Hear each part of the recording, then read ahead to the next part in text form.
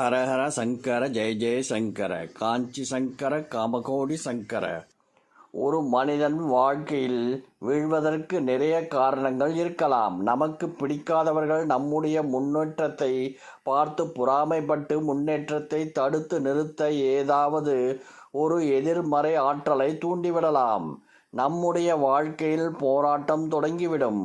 அந்த வரிசையில் செய்வினை, ஏவல், பில்லி, சூன்யம் இப்படிப்பட்ட அளவுக்கு கூட மனிதர்கள் பெரிய பெரிய அளவில் பிரச்சனைகளை ஏவி விடுகின்றார்கள். இதனால் இது மிக மிக தவறு. அடுத்தவர்கள் நன்றாக வாழக்கூடாது என்பதற்காக நாம் ஏவி விடக்கூடிய எதிர்மறை ஆற்றலானது ஒரு சில நாட்களுக்கு பிறகு மீண்டும் நம்மைத்தான் வந்து தாக்கும்.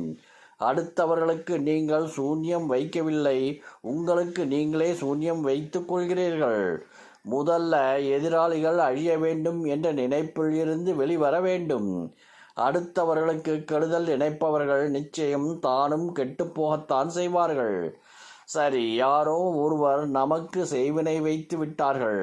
வயிற்றெரிச்சல், கண் திருஷ்டியால் மனதிற்குள்ளேயே புழுங்கி புழுங்கி நமக்கு தீவினைகளை செய்ய தொடங்கிவிட்டார்கள். அந்த எதிர்மறை ஆற்றலானது நம் வீட்டிற்குள் வராமல் இருக்க, நம்மை தாக்காமல் இருக்க என்ன செய்வது? ஒரு சுலபமான பரிகாரம் இதோ உங்களுக்காக. பொதுவாக கண் திருஷ்டி போவதற்கு பச்சை மிளகாய்களை கோர்த்து நிலைவாசலில் மாட்டி வைப்பார்கள். எலுமிச்சம் பழத்துடன் நாம் வைத்திருப்போம் அல்லவா? அதே போலத்தான் இந்த மஞ்சள் நிற நூலை ஊசியுடன் எடுத்துக்கொள்ளுங்கள். அதில் ஒரு பூண்டு ஒரு வரமிளகாய், ஒரு பூண்டு ஒரு வரமிளகாய் என்று மாற்றி மாற்றி கோர்த்து கொள்ள வேண்டும்.